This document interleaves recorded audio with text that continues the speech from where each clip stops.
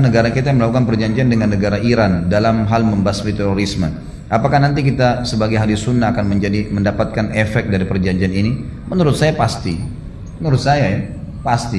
Oh, negara Iran memang berpaham Syiah dan mereka menghalalkan darahnya ahli sunnah. Ya otomatis itu. Otomatis gitu kan. Dan saya sayangkan, semoga Allah berikan hidayah. Saya bukan mencampuri keputusan pemerintah. Itu hak mereka. Mereka pemimpin, mereka tahu. Tapi saya sebagai seorang yang bagian daripada dai kecil yang paham agama, yang memang mau menyampaikan ini nasihat. Kalau itu tidak boleh, karena orang-orang Syiah ini mengatakan Quran kurang, sahabat kafir, landasan agama asas kita dihilangkan sama mereka, gitu kan? Lalu kemudian apa yang dianggap sebagai sebuah perkembangan dari negara Iran dibandingkan dengan negara-negara Islam yang lainnya? Banyak sekali. Anehnya Malaysia sudah berhasil melarang Syiah, karena tahu bagaimana bahayanya. Kemudian negara-negara yang lain juga, negara Islam yang sekarang lagi berkembang, ada Saudi, ada Turki, mereka tahu betul tentang bahayanya itu, gitu kan? Maka mereka menahan. Anehnya kita masuk ya, malah menerima, gitu kan? Malah menerima. Allah musta'an. Ini saya khawatirkan. Semoga Allah jaga. Tapi kita diperintahkan dalam agama untuk berikhtiar ya. Mudah-mudahan saja kita berharap. Tapi secara hitung-hitungan rasional manusia pasti akan ada efeknya. Pasti ada efeknya, gitu kan?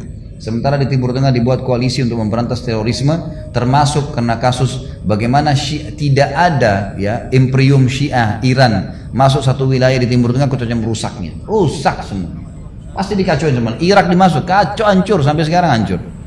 Sampai orang-orang Irak berharap coba Saddam Hussein hidup kembali nih. Mereka berharap dulu kembali, udah hukumnya dulu, karena susahnya mereka hidup. Bashar sekarang membantai sekian ratus ribu ya, warganya sendiri, sampai boleh pasukannya memerkosa warganya sendiri. Ini dari mana akalnya ini, gitu kan?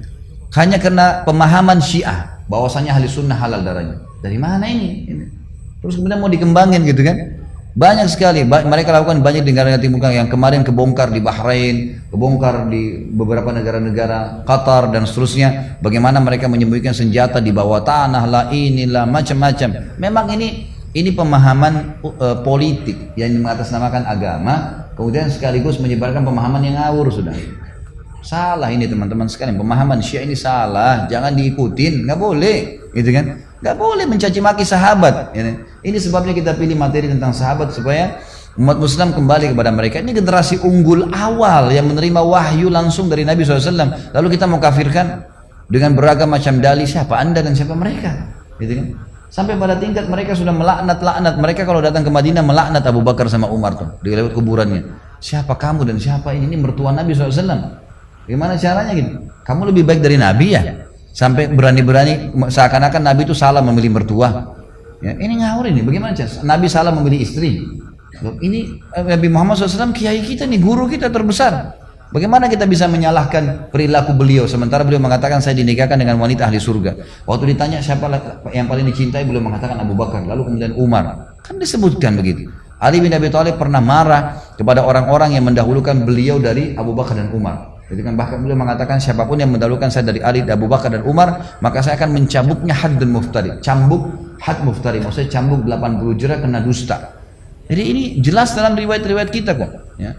Sayangnya memang ya saya sih maklumin keadaan karena